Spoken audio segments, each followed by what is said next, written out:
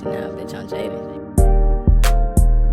What's up, all stars? Welcome back to my channel, and if you're new here, welcome to my channel. My name is Monse, and in today's video I'm going to be sharing 10 ways that helped me improve my life both mentally and physically, or basically 10 ways in becoming that girl. So without further ado, let's go ahead and get started. Alright, so I'm going to be looking this way because I have my computer filled with my notes and I don't want to forget anything. So the first thing that I have on my list is have a set morning routine. Alright, and what I mean by this is wake up in the morning, brush your teeth, do not check your phone, brush your teeth and do everything that you normally do in the morning, but without checking your phone. That's the first thing that everybody does. Well, mostly everybody. Mostly everybody checks their phone in the morning, catches up on social media, and just lays in bed for about an hour or so. You know, I used to do it too. It's just something that we're just so used to. So being able to have a set morning routine and actually put time for yourself in the morning will do so much more than you would think, because it is just so normal and easy for us to just check up on other people and not ourselves. So some ways that I'm saying is maybe wake up in the morning and do some yoga, or go to the gym, or making a breakfast. A lot of people don't eat breakfast, and I'm such a morning person and I love to eat breakfast. So when I ask people like, oh, what do you have for breakfast? A lot of people say, oh, I'm not a breakfast person, or no, I don't eat. Like, breakfast is the most important meal of the day. Like, you fast for like 8 hours when you're sleeping. Like, there's nothing, you know, in your system. So it shocks me. So having a set morning routine and putting that time for yourself will really, really make an effect on your daily life. All right, so that leads me to my other thing, and it is having time limits on social media. So if you have an iPhone, there is a certain, I wouldn't say app, it's something on your iPhone that tells you how much time you spent average on your phone a day. And mine used to be 11 hours. 11 out of 24 hours I spent on my phone. And it was very shocking to me. So I instantly knew that I had to delete my social media, because it is just so crazy to me that people spend, you know, 10 to 12 hours a day on their phone just checking up on what people do in their lives, when those 10 hours you can be using on yourself, improving yourself. So I deleted my social media February 28th, and I don't plan to get on it until April 1st, just to see how much my life was actually impacted. Okay, so the third thing that I have on my list is move your body as much as you can. So develop a workout plan. And that's exactly what I did last year in May, and I've been able to stay consistent every single day until today, which is March 6th, 2022. And I lost 44 pounds. So my starting weight used to be 175 pounds, and as of today, I'm 131 pounds.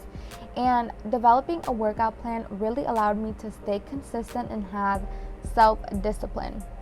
And a lot of people, before they start their, you know, weight loss journey or gym journey, they always say like, oh, I can go to the gym every single day. That's the easy part. No, some days you're not going to have motivation.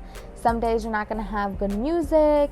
You know, the gym is going to be packed. You're just not going to be motivated every single day. It's impossible. So developing a workout plan really allowed me to stay on track. And it really pushed me to go to the gym, even on days when I didn't want to.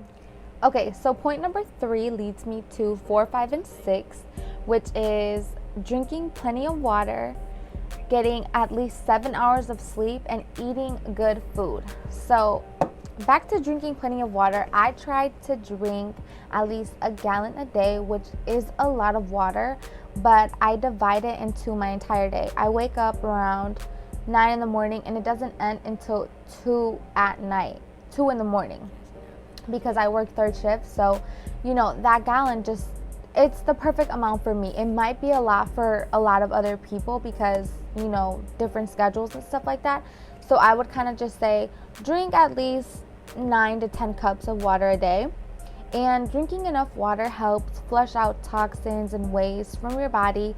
And me personally, it helps keep my skin clear. And when I have clear skin, it helps me stay confident in, you know, in even just daily life.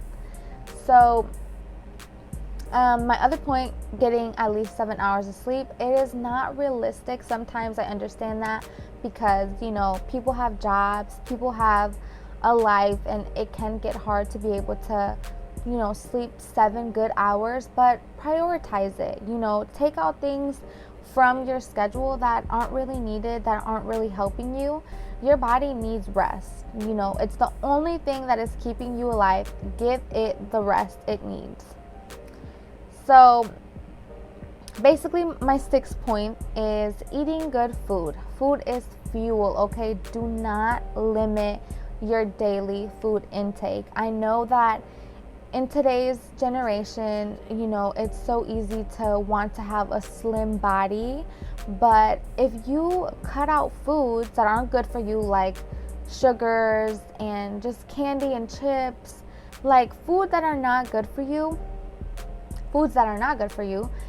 you can just take that out of your diet and eat more greens, more meats like chicken, and just having good fats like potatoes, broccoli, rice. So fuel your body. It helps you stay awake. It pushes you to, you know, get on to the next day. So it's just very important. The 7th thing is journaling. And I know it's really hard to talk about your feelings, so I find it easier to write them out. And I actually have a journal prompt open right here. So I basically just write out different prompts like what is something I feel nobody understands about me, or what makes me feel overwhelmed, stuff like that. If you don't like to write about prompts, I would say write about your day, days that you are excited for, or basically what you did in a day, you know? So I think it's just very important to journal when you have nobody to talk to, and it's a way to have your mind just flowing. So that sets me to my other little thing that I wrote down, which is set realistic goals for yourself. So I wouldn't say like, oh, I want to be a millionaire by 22. You know what I mean? Like, yeah, that can be a goal for somebody, but I mean, like, start small. Like, oh, I'm gonna finish this book by next month, or I'm going to work out at least 30 minutes every single day, or I'm going to eat healthy at least 3 times a week, stuff like that. Setting realistic goals will help you set bigger goals when you see that, okay, I'm meeting these small little goals, let's think bigger, let's go bigger. So that's something that I do. I actually want to start doing like vision boards. I've never done one, but it's something that really does interest me because I see a lot of girls that write what they want in their life and it actually happens. So I mean, I do have kind of like a small vision board on my desktop computer.